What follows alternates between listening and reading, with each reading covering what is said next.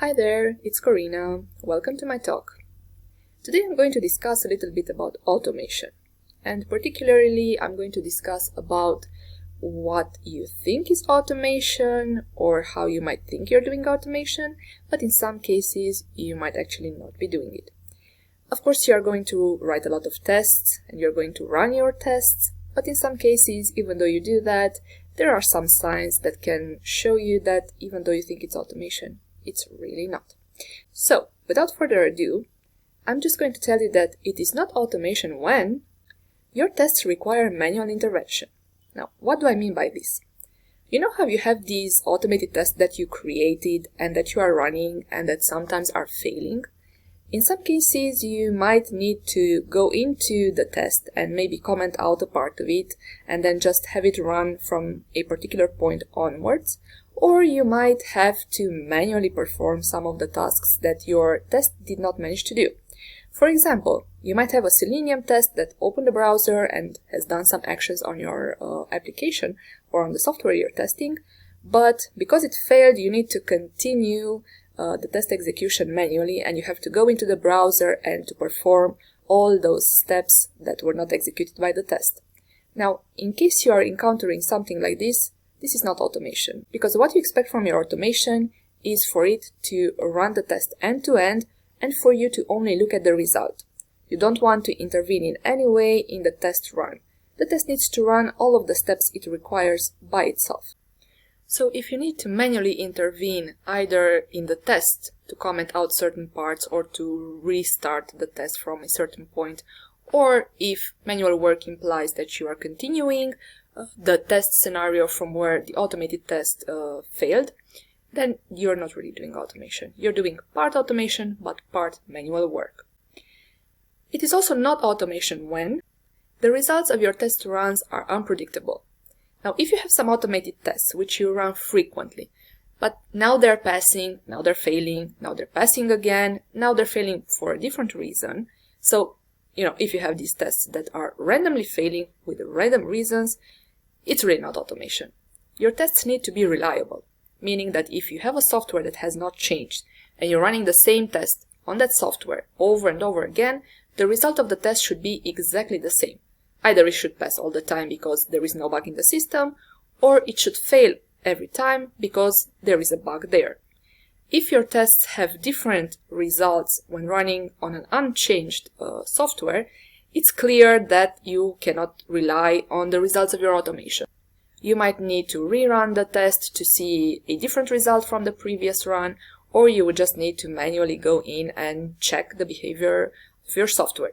Either way, it is not automation when you don't have reliable tests. As I mentioned, you just need to go in and check the results, and every time you're looking at those results, they should be reliable. It is also not automation when there are no checks in place. This means, in some cases, you might create tests which are just a series of steps that need to be run one after the other. Each step, because you're doing something, so each step represents an action, has a consequence. Either it's something that is expected to happen or it's something that is not expected to happen. For example, if you're clicking on a button, you might get a success message. Or in some cases, if you're clicking on the same button, you might see an error message. In this case, if you're just running your test without checking for whether there was a success message or an error message, you're not really doing automation. You need to make sure that once you are performing certain actions in the system is in the expected state after that action.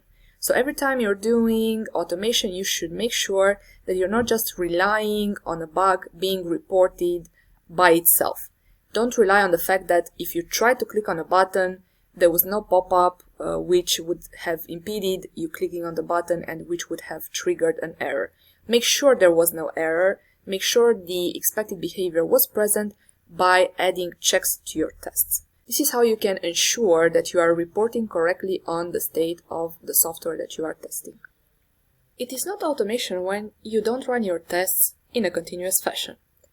Because you have created already quite a few tests, there is no excuse in not running them.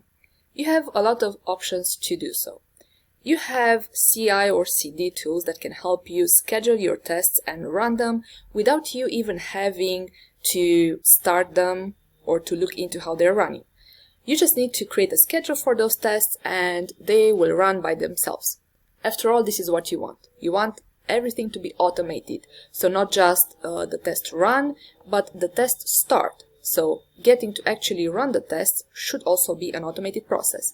This is why you can use, for example, Jenkins to create the jobs which can schedule your tests to run on a certain frequency. For example, you could create a schedule where your tests will run every time a new deployment is done in a certain environment.